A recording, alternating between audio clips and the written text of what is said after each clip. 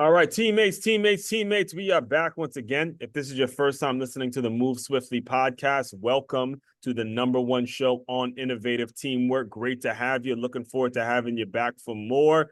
To my regular listeners, you already know what goes down when you hit that play button. You get nothing but gems, nothing but people who are here, been sent on this earth to help you. Today, I have a guy named Robert White, who as I was getting prepared, Robert, for this show, I kind of want to call you one of the pioneers towards self-development and workshops and doing seminars and business development and things like that, because you were one of the first people that really started it and expanded it, not just in the US, but was able to expand it in other countries as well. So there's a lot of ground we have to cover because, as you guys know, this is what I'm all about when it comes to workshops, keynotes, and giving you business owners just a little bit of something that's going to help your organization run a little more efficiently as a team. So all that being said, Robert, welcome to the show. How are you? I'm great, and it's wonderful to be with you. Yes, and like I said, I could have made that intro very, very long because you have a slew of things that you've accomplished in your life. And people can look you up now and they could think that, hey, you have made it, you're successful. I believe you retired at age 46, but I want to take you back to the beginning because I heard you say on a previous show that growing up, one of your main motivating factors was just getting out of the situation that you were in. So, for someone to actually say that, I want to hear a little bit more. I want to at least give you the opportunity to speak a little bit about your background, your upbringing, and what made things so difficult, what made things so tough that made it so you obviously develop your thick skin now, but what made it so you really wanted to just get out and start something new? Well, I'm going to do something I learned in Asia. I've lived abroad for 23 years of my working life, and one of the things you learn is that humor doesn't translate very well, Mm-hmm. and what you learn to do is give the punchline first. Mm-hmm. Mm-hmm. And Yeah. tell people that you're telling them a joke, and then they'll laugh. Right. It sounds kind of awkward. It actually works out quite well. It does. And Yeah, so yeah, my punchline is that the work I do today in bringing people together is around purpose. yeah. Uh-huh. And in your introduction, you talked about my beginning. And one of the things I've realized is I've had several different purposes driving my life over the years. And the first one was I will never be poor again. But Mm. we were jumping from one rented place to another because of being evicted. Right. We And this is in Wisconsin, correct? that was originally in West Virginia. West So Virginia, right? I'm a mountaineer. Uh, Mountaineer. All right. Morgan. I grew up in Maryland. I know about that. I know about WVU. anyway, we did end up in Green Bay, Wisconsin, Mm-hmm. a famous football town, Mm-hmm. and I have to say the town kind of took care of me. Fortunately, it was a Right. blessing. But in terms of my home life, my father was an alcoholic uh, who never spoke with me. Well, he spoke with me one time in the 14 years we were both alive together. Oh my. We only had one conversation, and you talk to therapists and people like that, and they almost don't believe it, but it's true. My Hmm. mother was a very angry, violent woman who had a lot of children and didn't like kids. So that was my atmosphere. And, I'm one of, I think a lot of younger people don't know about this, but back in those days, if you were buying sugar or flour or any of those kind of grains or commodities, Right. uh, they came in cloth bags. And then the advertisers caught onto that and started printing kind of fancy patterns on the cloth bags. So Mm-hmm. my first 2 years in school, I went to school in shirts made from flour sacks Wow. and, that kind of thing. So there's a lot of stories about how what's the old line? Mm-hmm. The money ran out before the month ran out.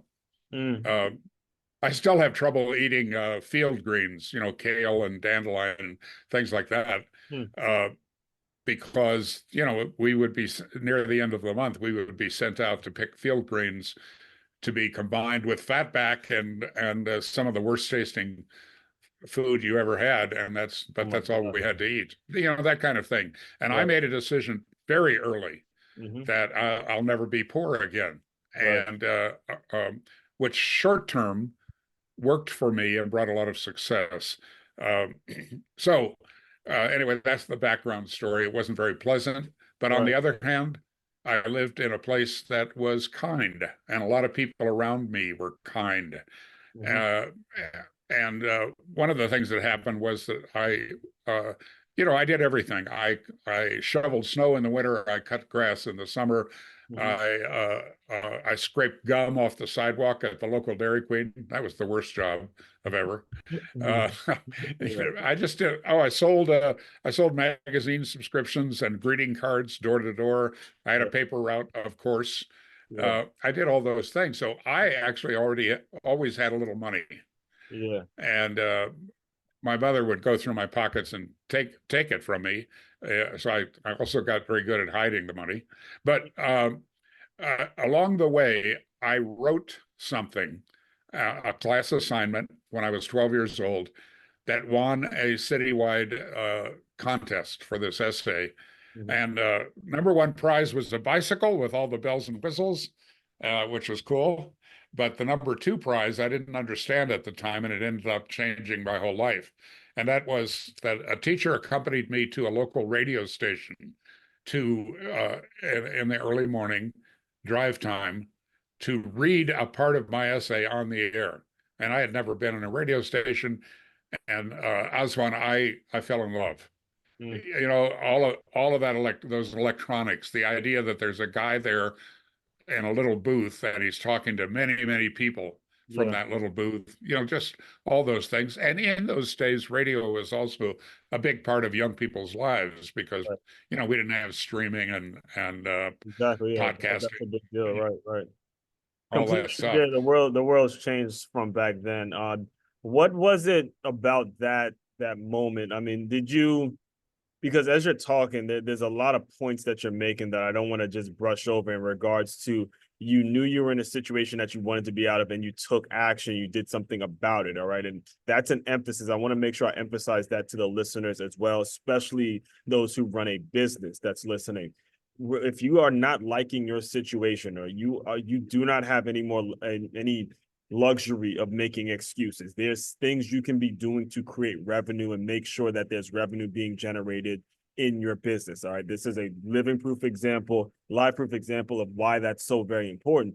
But also, when you get to that radio station, do you kind of walk us through that first experience? Do you see it as a way of getting your voice out there and finally being able to let loose and say, okay, this is my avenue towards wanting to be free and things like that? What kind of take us back to that specific situation if you can?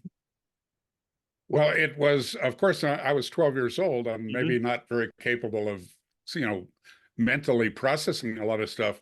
Right. But when you fall in love, you fall in love. Yeah. You almost don't have to have an explanation. And Right. I was captured by Hmm. the whole scene. And so I asked them after the little uh, on air part of it ended, as I was leaving, I asked, could I come back and just watch what you do? Wow. And they said no. Mm. And the teacher's trying to push me out the door, and I'm pushing to get them to do that. And finally, they confessed that their insurance would not allow it, which is understandable. To have a 12-year-old kid Oh, hanging yeah. around. But as we're going out the door, this receptionist stopped me and said, "I overheard your conversation, and one of our competitors right down the street has an open hall and then glass walls into the studios and into offices and everything. Hmm. So you can see what's going on, and there are speakers in the hall. Mm. So as one, I spent Saturdays for 2 years, Hmm. almost every Saturday, I spent hanging out in that hall Hmm. and watching what was going on in the control rooms, in the announcer's booth, in the marketing department, in the place where they stored all of the music, Hmm. and the administration of this radio station. And at 14, I'm in school. I get called out of class. That famous trip to the principal's office. Right. So Yeah. I figured I was in big trouble. I was not. Uh, and uh,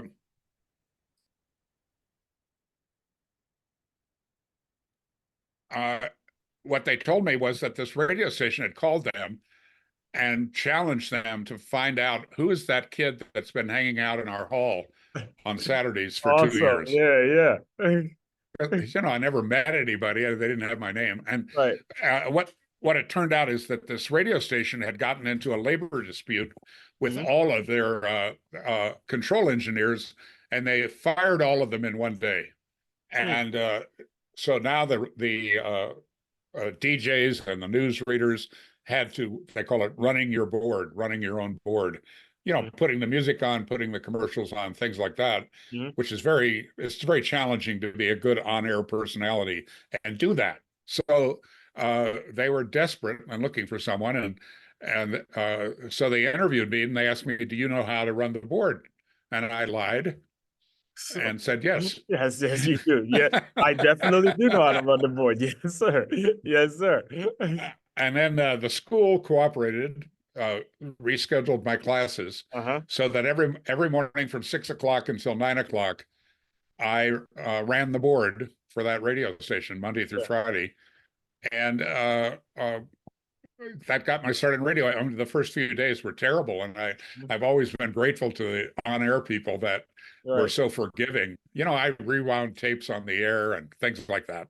Yeah. Uh, but I learned, and Uh-huh. of course I loved it. I was absolutely thrilled, and I got paid for doing something I would have That done you would for love. free. Right. That you were You doing know, it. You were already doing it for free. And you actually remind me talking to you is making me think of one of my favorite books, which is Outliers by Malcolm Gladwell, where he talks about, you have to be good, but you have to practice at something for 10,000 hours before you actually become good at it. And you're going like in a situation where you're in high school and you're getting paid to do what you love. So you're already getting those practice hours in. What was the decision to go to college like? Like, how was that decision even? What kind of the questions were you asking yourself when it came to transitioning into maybe going to school, maybe going and working directly? What was that transition like? well, the first transition was that the guy that I worked for in the mornings was like my dad. He drank a lot, so Oh, he would come in the morning with a can of beer in his hand, and he started being late. And there's a routine in the morning at a radio yeah. station, so I would just follow the routine. And finally, I was on the air because he was still wasn't there. And Oh, so yeah, you got your start speaking right there. There we go. Yeah. yes, and then we found out that that's when the general manager of the station woke up with 6:40 because Uh-huh. that's when the emergency phone call came. Like, Yeah. what in the hell are you doing on the air? Oh, when he was But listening to you.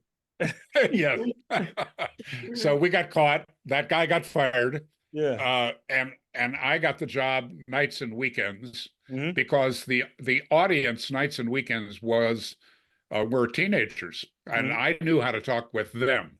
Yeah. Uh, so I did a top 40 radio show that turned out at 17 Hmm. in that year, which was a turning point in my life. Uh, First of all, I made more money that year than my father had ever made. Wow. Secondly, my father died when I was 14. Hmm. Uh, and my family actually moved back to West Virginia, and I ended up living with friends.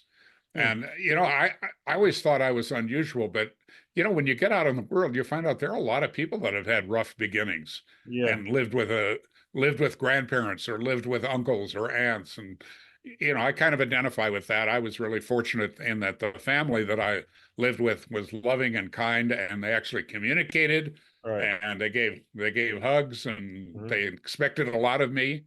Right. So at 17, I was now I'm famous with my classmates. I Hmm. get elected most likely to succeed.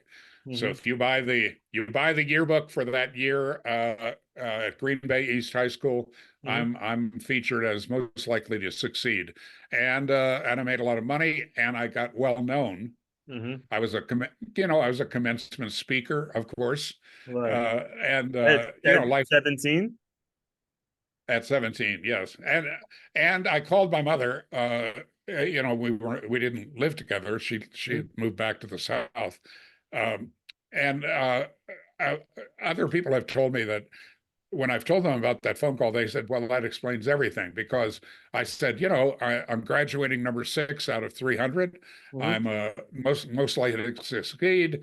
And Her first words out of her mouth were, why weren't you number 1? Yeah. So I Mhm. grew up with a lot of criticism when I was around her. Yeah. But I spent the next, Whew, I went that's off tough. to That's rough, college. though. I ain't gonna lie to you, man. That's right. I don't want to brush over that. And especially for you as parents that are listening in, I grew up with Caribbean parents who were tough as well. I cannot tell you how important it is that you give your child some credit when they do good. Like it's something that'll stick with you for the rest of their lives. Stick with them as kids for the rest of their lives. Give them the credit when they deserve the credit. I'm not telling you to be a pushover, but I am telling you to make sure you give them some level of confidence and recognize when things are going well for them. All right. That is so very important. It's not about being a hard ass on them every single waking moment in every single situation. That is not conducive at all to development. It's not going to help your family grow, and it's not going to help when it comes to how you help these young kids actually grow. So that I can't tell you how important it is that we make sure we make that point as well. Brilliant, Aswin. I'll skip forward for a moment, and that is to say that, I have a best-selling book that's been a real blessing in my life, and called Living an Extraordinary Life. And when it came out, I sent copies to people that I know in the training industry, Yeah. about, people like Ken Blanchard and Jimmy Colano, some Yeah. very Oh, famous yeah. people. Yeah. Yeah. And they bought copies they said very nice things, and they also bought copies for their family and for their companies. Uh, and then I started noticing that in those early days that people would say, but I'm disappointed about one thing in the book. And of course I would say, why? And they would say, well, it's not about you. It's Hmm. not about living, I don't think of myself as living an extraordinary life, but some Right. people do see that. Yeah. And they said, I thought the book would be about you. And I said, no, the book is about our work, Yeah. and about our graduates, and Right. how their issues in life connected up with the material in our trainings, and Mhm. the happy ending stories, of course. Mhm. And that's the value. I think that's why it sold well, Mhm. because people can identify with it. And what I didn't share for years Mhm. was that there is one chapter that is about me. It just doesn't say that. Right. And the Huh. chapter it's in the broader category, is about beliefs, what we believe, what we come to believe. And the researchers say that somewhere over 90% of our beliefs are subconscious. Mhm. We have beliefs about men and women, we have beliefs about money, beliefs about work, beliefs Right. about sport, beliefs about relationships, all kinds of things. And they function as kind of a shorthand, or like a computer program Mhm. running all the time in the background. And So the section was on beliefs, and there's a little chapter that says that the number one disempowering, dysfunctional belief is, I am not enough. Yeah. And that's what you were referring to. Yeah. We Exactly. form those, we form most of our beliefs before we're 8 years old, Mhm. and then they do or they don't get reinforced. But Right. that I am not enough belief, that's what we do to our kids. Right. Is that if we're constantly correcting them, Mhm. constantly holding them to a different standard. Right. You and I talked briefly about your sports background, and there are a lot of, unfortunately, there are a lot of parents that are trying to live their lives through their kids, Yep. and they wanted to be a player, and they weren't very good. Mhm. Now they want their kid to be good, and Right. then they pour on the criticism. So Mhm. anyway, that all of that happened when I was 17. Yeah. Really, the mold was set somewhat, Mhm. and I went off to college. And As when I have one semester of college, because in front of 400 fellow students for a finals test, Mhm. I had a heart attack. Oh Uh, my God, at 18, I was 19 uh, at that time, the hardest. and yeah, and then I had two more, one at 21 and one at 23. And Mhm. I was told I would not live past 35. I had daily chest pain. My life was a mess. So 10 years later, I'm having daily chest pain and think I'm going to die soon. I've gotten married and divorced, and I felt horribly guilty about it. And of course, didn't talk to anybody about that feeling of guilt. Mm-hmm. And finally, I had this little business that was struggling. I didn't know how to attract people, the right people. And I didn't know how to motivate them, didn't know how to work with them. Right. My life was a mess. And a friend of mine in a similar business went out to California. By that time, I'm in Milwaukee, Wisconsin. Mm-hmm. Goes out to California and comes back a changed man from a 4-day seminar called Mind Dynamics. So he tells me I should go, and I made him wrong and said, no, I don't need that. I really did need that, but my ego wouldn't allow me to tell Right. the truth. Right. And so for 6 months, I watched him. I watched his business get better. He had a facial skin condition Mm-hmm. called adult onset acne that made his face a mess. And it cleared up. His face cleared up. Space clear. And Right.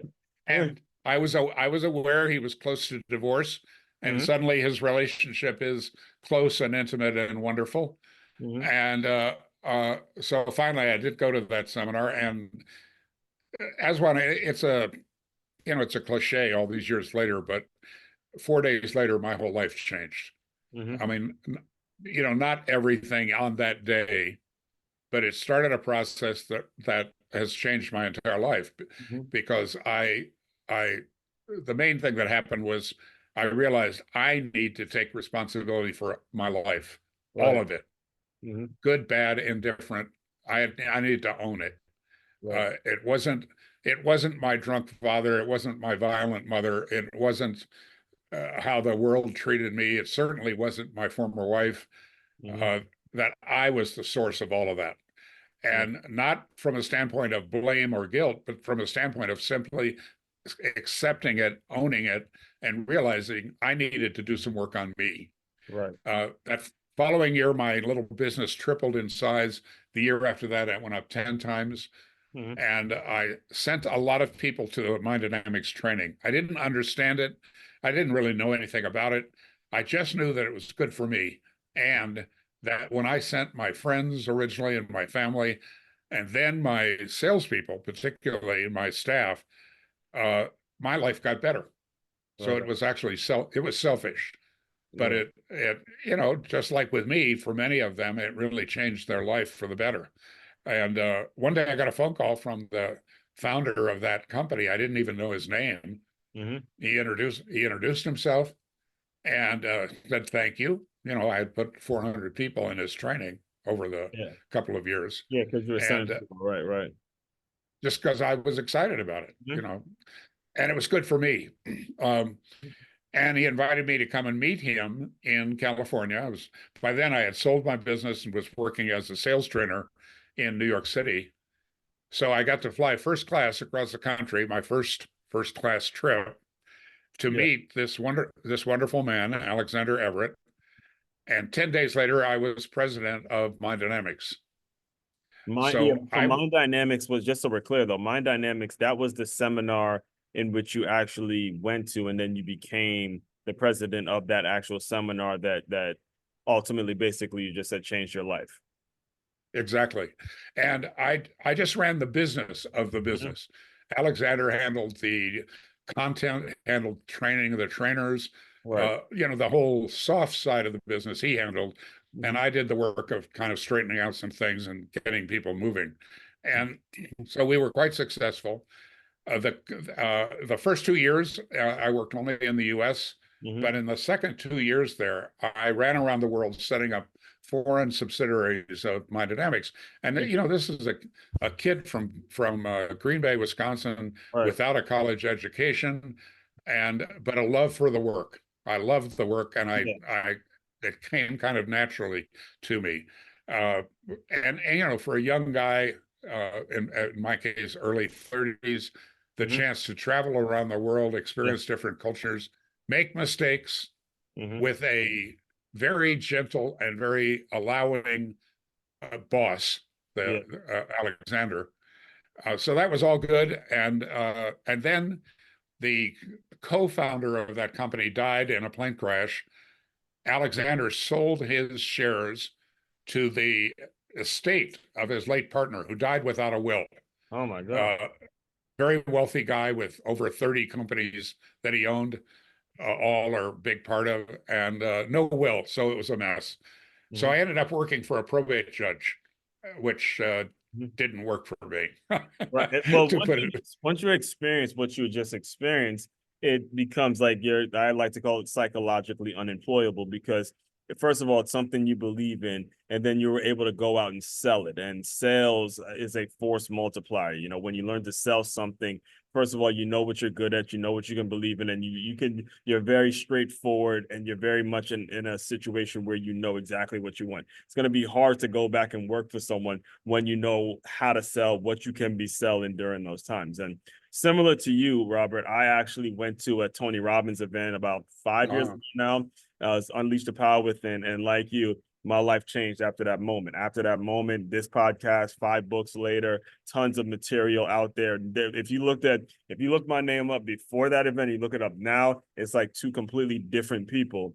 And one of the things that really stuck. I mean, there's times we'd probably be on here for hours if I was to try to tell you everything that stuck out. But one of the main things was when Tony Robbins had explained that life is happening for you and not to you. When it comes to what you experienced at that event, even though that now the company has been sold and you kind of moved on from it and you actually retire, if I'm not mistaken, you said retired at age 46. What can you say kind of as you look back now was the thing that really hooked you and made it so you just focused and was able to, really produce the numbers that you were able to produce and then create the lifestyle that you ultimately were able to create? Well, when I left Mindedemics, Mm-hmm. I founded a company called LifeSpring, Mm-hmm. and so back to being an entrepreneur. And several people from Mindedemics joined me, and pretty soon we had trainings going in San Francisco, in Chicago, and in Portland, Oregon, Hmm. and uh, uh, and I quit. I And what quit you my said own company. you quit. Yeah, all right, perfect. Yeah, this is actually a great point too, because when you are an entrepreneur, you do have to know when to fire yourself. You do have to know when it's time to Yes. let folks run the business the way it needs to be run. You can't be building it and expect to be the person, the face of it, and do everything. You have to have it in your mind when it's going to be time for you to move on. So yeah, please, yeah, go ahead, share. Well, we could do an entire program Yes, we as did. one, and maybe we should, on Mm-hmm. what I learned from that, because what I learned from that is what I do now. But what I realized is that when I worked for Mindedemics, there was a part of running the business that I was unaware of. You know, the Buddhists have this, the Zen Buddhists have this expression that fish don't describe water very well. Whatever you're living in, Mm-hmm. you think that's reality, but Mm-hmm. quite often you see very little of reality. Mm-hmm. And the reality that I didn't see was that there was something called the organization's purpose, its vision, and its values Mm-hmm. that I took for granted because Alexander handled all of that without talking about it. He Uh, just, he was the example of yeah, living a life of purpose, of vision, and values. yeah, And I enjoyed that, and everybody in Mind Dynamics enjoyed it. It's why we grew so rapidly. yeah, And so when I started LifeSpring, I made an assumption that it would be the same, and it wasn't. yeah. And I found out my early hires, my partners, in effect, Mm-hmm. were not aligned with me around purpose, vision, and values. And that made everything miserable. Right. It just didn't work. It didn't work. I mean, we grew in revenue and profit, but it didn't feel good. So I quit. I sold the company to my staff for nothing down and forever to pay, and I had put every penny that I had into that company. I self-funded it, and so now I'm broke. I've got children to take care of. I've got a mortgage. I've got life, Yeah. and I'm broke, and I'm unemployable, Yeah. perhaps. Mentally, you've already sold what you can sell, but now you don't have it in liquid. So Now it's like, you gotta gotta figure something out, man. Every single entrepreneur, listen, if you are really wanting to be in business for yourself, these times are gonna come. These times are gonna come. This is why I have this show. This is why I bring the people I bring on this show. These times will come. Do not quit. All right, we're here talking you through it. I've lost everything, just like, I mean, car repossessed everything. I know the feeling, but it's a matter of you cannot quit. You cannot quit. You cannot quit. Well, and you can, even though I was kind of unconscious about it, what you can do is to take a look and do a self inventory and do something that you're good at. Mm-hmm. And what I was good at was I love these trainings. And I had, and by the way, by that time I had gone through the Mind Dynamics trainer course. I started to understand the work, not Yeah. just its impact, but how to make that impact work. Right. And during that period, when I was running around the world setting up these companies, I said no to one country, and that was Japan. And now they found out that I had sold LifeSpring. Mm-hmm. So they contacted me and they offered me the opportunity to come to Japan for 3 months, and they would pay me for 1 year. Wow. In effect, I'd do a data dump Yeah. and teach them how to do this thing and then leave, and they do the rest, and but they would keep paying me. And it sounded like a good idea to me as one. Right. Right. Sounds like a good idea to me too. So I went to Japan for 3 months, and I ended up staying the first time for 12 years. So I built a company called Arc International. We had Wait a minute. 15. So you go for 3 months and you ended up staying there for 12 years. Is that Yeah, correctly? I still do not teach planning. You know, I'm an opportunist. I Yeah, jump at yeah. opportunity. And I mean, we struggled in the early days. I slept on somebody's couch for 8 months. I had to send my children back to the U.S. It was tough, Right. but we ended up with 15 training centers in 7 countries. We became the largest training organization in Asia, 240 full-time people, Mhm. another 50 or 60 contract trainers, and hugely successful, which Now, led what was the to role of these trainers? What was their uh, like day to day? a series of programs that Mhm. kind of started with the Mind Dynamics idea, but then extended it to being a higher impact for leaders, Mhm. leaders in your family, leaders in your companies, leaders in your communities, Mhm. and so we had a full curriculum for that, Okay. and so that led to those two companies, LifeSpring and Arc, uh, have graduated over 1,300,000 people, Mhm. and so that's my main claim to fame is I finally made all that work, Right. and that led to the to falling in love, That's and gonna happen every once in a while. that can happen, and it happened to me, and I moved back to the U.S. with my new wife and semi-retired Mhm. to Aspen, Colorado. I built a 14,500 square foot home on 76 acres just outside of Aspen. I Wow. skied 80 days a year. I traveled with the late John Denver, and was on 6 nonprofit boards. And I had 2 more children, Mhm. birth children, and 2 adopted children, special needs kids. So I was busy and disconnected from my business, but I had an incredible experience for 12 years in Aspen, and lost control of my company. Hmm. So I lost $30 million, and the love of my life left me for a lawyer. Oh So my. it knocked me So on wait a my minute. Yeah, butt. I'm trying to, and hopefully I'm not bringing back too many bad memories when I ask this. But when it comes to, because I just turned 35, right? And for you to have retired at 46, that means you were around my age when you got this opportunity in Japan. You built it, and then you come back, pretty much retired. You have all the money, you have everything pretty much set. And then, basically what I'm hearing is now it just comes crashing down. Everything crashed. Oh Uh, man, the yeah, you the you've top been through it. Yeah, that's crazy.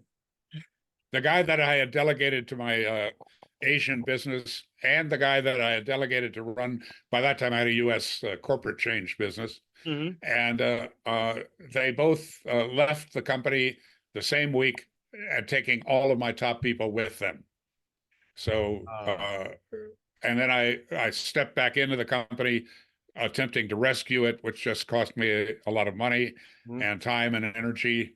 And during that period, my wife and the lawyer went off to do what they wanted to do with their Jesus. lives and my money. Jesus. So it was a tough time. So I went back to work. I wrote the book that I mentioned earlier, Mm-hmm. and that's turned out very well. I work with other people like me. It's surprising how similar my story is with the people that I work. I work with business owners primarily, Mm-hmm. and on how to bring their teams together or, with a foundation of Right. knowing their purpose, knowing their vision, knowing their values, and being aligned and focused and committed Mm-hmm. to all of that. So building a foundation, you Right. know, all of my clients know more about their business than I do. Mm-hmm. But I, in a macro level, I know I do know a lot about how to bring people together around a common vision, Mm-hmm. and then get them to perform. So that's what I do, and so it's all worked out. From all of But walk that us failure, through, like, yes, I I'm learned. walk us through that like how were you, because there's tons of people I know that would be completely shut down after that. Please just kind of walk us through how you were able to get yourself in the right state of mind to now you can go out and serve business owners and ultimately just bounce back and ultimately just end up like, look, you're doing great things now. You're able to speak to these business owners, whether it's through the book, whether it's through your workshops. What were you able to do? Like, how were you able to pick yourself up sort of and develop a mindset in which you're like, look, that's the past. There's nothing I can do about it. I'm moving forward to the future. Well, that's another 3 day seminar, as one. But I think what I would say is that Yeah. is I like to teach through stories. So Yeah. here's a true story. I had a videotape of an interview. I was interviewed by a charity that I Mm-hmm. supported called Grassroots Aspen. And what they do, they still do this. They bring 30 to 50 inner city kids to Aspen and have them have a 2 week experience in the richest town in America. Yeah. And so they get to stay in some beautiful homes. They get some wonderful bike rides. They have some wonderful. They learn rugby maybe for Yeah. the first Just seeing time. life. Right. Right. Yeah. We actually, because I live in West Palm Beach, Florida now, we do something similar with some kids from the inner city, just getting them to see something new, fresh, Yep. fresh cut grass, just something new that might spark something in their young mind to say, hey, I do have opportunities and there are things I can be doing. I could talk about grassroots. I can tell with you forever, but Mm-hmm. I this woman wanted to interview me. They have grassroots television, Mm-hmm. and the local public television outlet, and so she interviewed me, and that went on to a beta tape, a Sony beta tape. Mm-hmm. So a few years ago, I converted, like many people do, about 4,000 still photos and all of my videotapes to digital. You send it off to some company and they do that for you. For those Well, of to you do young that, listeners, VHS, they just asked your grandparents what a VHS tape was. And to see, yes, yeah, those exactly, things actually did exist. or a rotary dial telephone. Yeah, bro, oh my Uh, God, yeah, that was really taking it back there. so I watched this video before I sent it off to this company, Hmm. and I was still struggling with recovery, which is what you're talking about. The Hmm. recovery in terms of money, in terms of reputation, in Yeah, terms of how I felt about me, because I realized I'm accountable. yes. I did this. And so I watched this tape, this interview, and as one, it was a life changing experience for me Hmm. because every word I said was perfect, Hmm. but the energy was horrible. Hmm. And it was like therapy for me Hmm. because I thought this is what happened to me, and this is how I processed it, and I don't like that person. And Mm, it was me.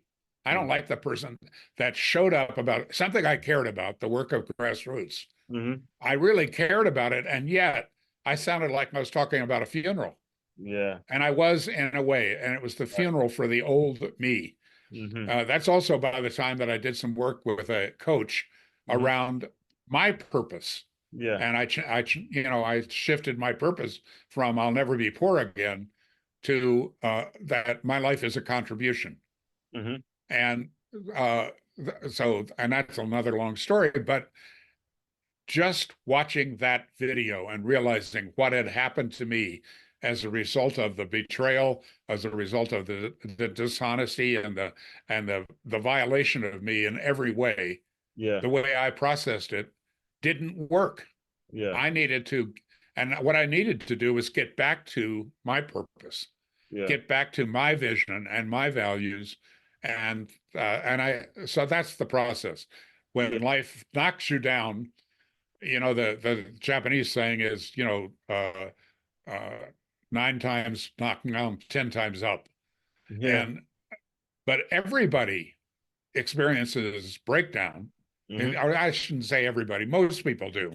Right. And so the question is, when that happens, you got to go back to the essential you, and especially anything that brought you success in the past Mm-hmm. can be accessed for success in the future. Yes. Like in your example, where you have a background in sports, there's some learning that I can tell you've got some awareness Right. now of how you learned from coaches, how you learned from systems, Yeah. how you learned a certain value set that brought success. And you also probably noticed a few people around you that didn't get with the program. Exactly. They might have had a lot of physical talent, or uh, uh, they might have had a lot of benefits, Mm-hmm. but they weren't able to pull it together and realize what it takes to be successful. So Right. that's been what a lot of my life is about, and that's what Mm-hmm. I share with my clients. Yeah, well, you actually beat me too because I do want to be very respectful of your time. And this is something I've said on multiple occasions is you got to hire a coach. All right. Whether business owners, employees, whatever, it's so important that you hire a coach and you get around people that know what you don't know. You do not know what you don't know. And the people that have been through it can help you get there. So, with that, I want to give you the opportunity a little bit to speak on the type of people that you serve, the type of business owners that you do serve. What's the journey that you take them on, and what is your business all about now, and what can we expect to see coming down the pipeline? Uh, I realize, and I didn't plan this as one, it's what happened, but I Mm-hmm. can look back and see that it really had a lot to do with my current success. And that is, I have two kinds of clients. One kind are the people in trouble. They're losing key people. They are losing market share. They are not profitable, that kind of thing. Mm-hmm. And they're miserable, and they're staying up late, and they're playing online poker at 2 a.m. and Yeah. or surfing the web, and they're Right. drinking or using drugs. And again, I've been there. Mm-hmm. I went through that. Yeah. So people in trouble, that's my first group of clients. My bigger group are people that are doing pretty well. And what they're looking for is, first of all, they're looking for more personal time. Mm-hmm. Uh, they're looking for more ease, for more peace of mind. Mm-hmm. Running their company, uh, their limitations are starting to show up a little bit, and particularly in the team around them. Mm-hmm. And suddenly, Harvard Business School study says uh, that small and medium-sized business people generally spend 80% of their time on people problems. People, That's a fact. people's drama being brought to them. So, what I do with either of those groups of people is the same thing: is I bring the team together, Mm-hmm. and I'm capable of truth telling Mm-hmm. with the team. Most owners have trouble with that because they got to work with these people every day. And, they're either trying to be nice to them, or they're trying to mirror their father, or son, they don't know how to lead, really. They don't know how to hire. They don't know what Yeah. filters they should look through in hiring.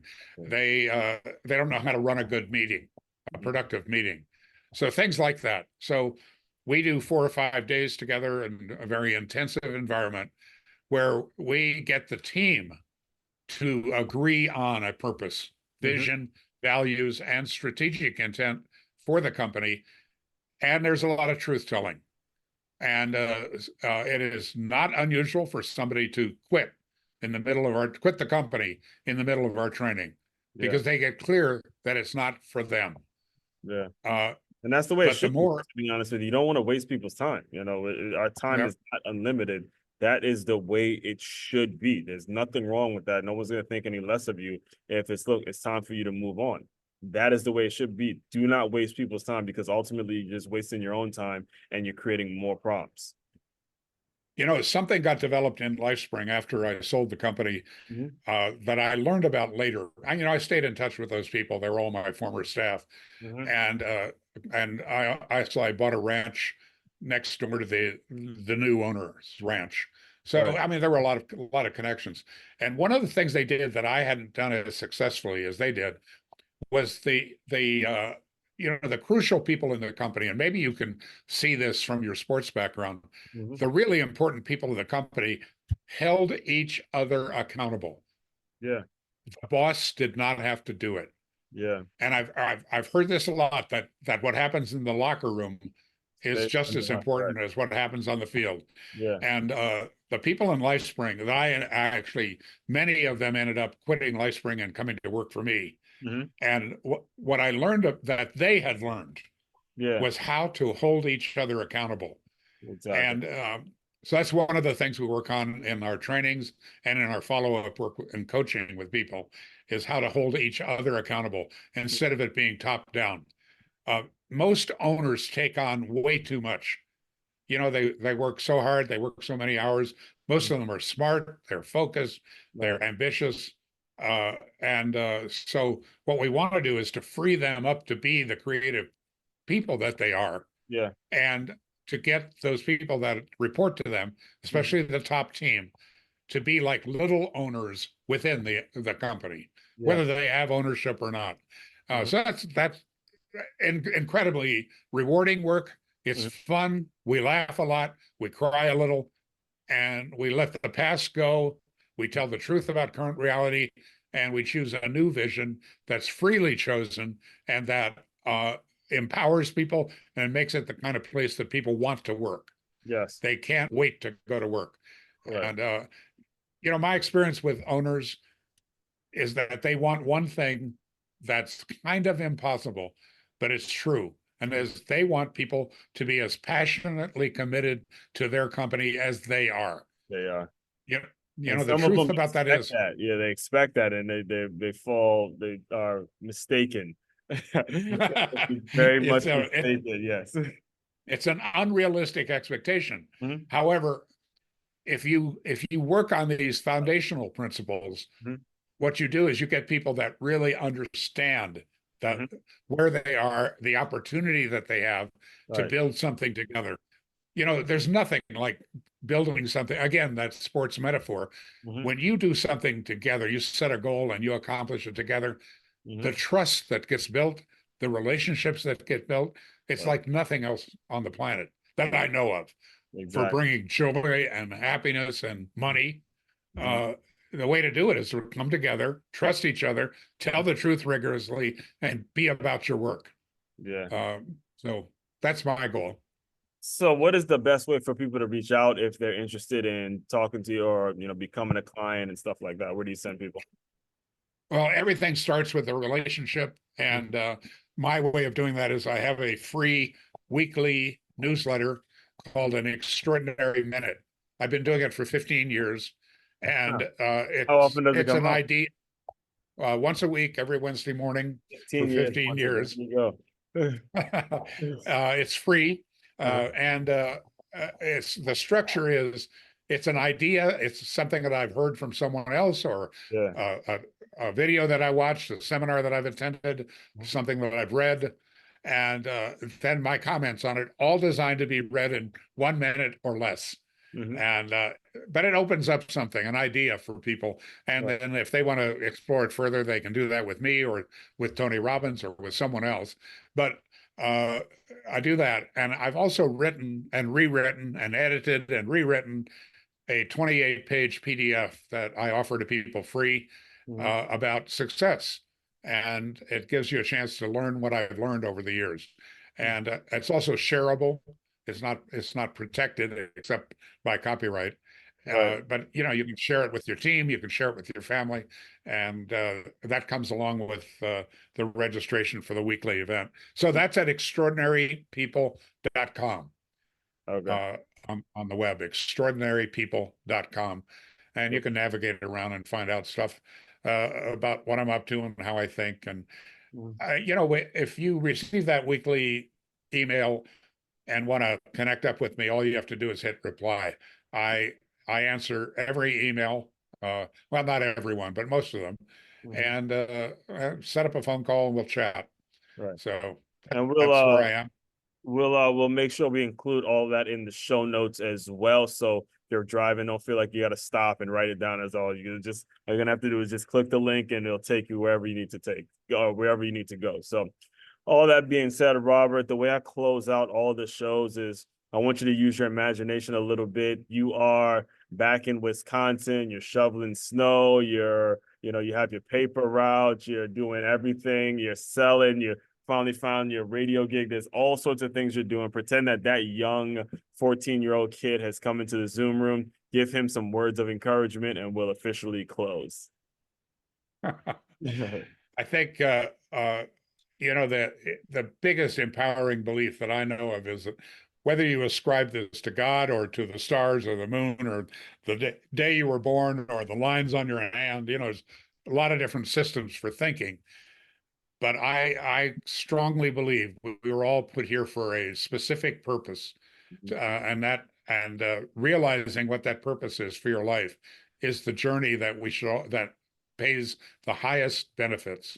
Mhm. You know, the kid that goes out and shoots baskets for 3 hours and it's dark. Listen to that voice inside that's motivating that. Mhm. The kid that reads their way. I had a knee disease that caused me to be in a full leg cast for 3 of 4 summers as a teenager. I read my way through the biographies section at the local public library, Mhm. biographies of famous people and how they accomplished it. Uh, Right. but right away, and then later in working with my friend John Denver, he once said that he said, "I don't know if you've thought about it, Robert, but everything for you revolves around your voice. The Mhm. early days in radio, the training, the just everything. Mhm. It all revolved around using my voice. Right. So figure out what your strength is, your core competence, the thing that you're naturally drawn to and that you're good at, and leverage it like crazy. Uh, you know, uh, Look, I have a friend, a dear friend, and he happens to be divorced. He had a daughter who I'm going to guess at that time was 11 or 12 years old. Mhm. And he's complaining to me that she's very committed to gymnastics. And she was number 2 in the state of Colorado at that time in her age group. But it's expensive. The lessons with the Russian trainers, the little costumes they wear are so expensive. And Yeah, then there are it is. trips all over the place, trips to compete. And Mhm. so he's complaining about the cost and how he thinks his ex-wife should pay more, blah, blah, blah. And by the way, she's spending 4 hours a day in gymnastics. So she has this crazy school schedule. She's only in school 3.5 hours a day. And Mhm. I worry about her future. They're running that racket on. And what I said to him that had an impact was I said, his name is Massimo. I said, Mas, what she's learning in gymnastics about goal setting, about commitment, about getting through pain, Mhm. about working with others, about taking coaching, I promise you that's more valuable than anything she could learn in school. Yes. Well, she's a National Merit Scholar today. Mhm. She tore up her knee and had to stop competitive gymnastics. Right. Uh, she's now a coach part time, you know, in her senior year of high school. Right. Wonderful young woman. Mhm. And she knows how to set goals. She knows how to work with others. She knows Exactly. how to take coaching. She knows about discipline. She knows about nutrition. She Mhm. knows about getting enough sleep.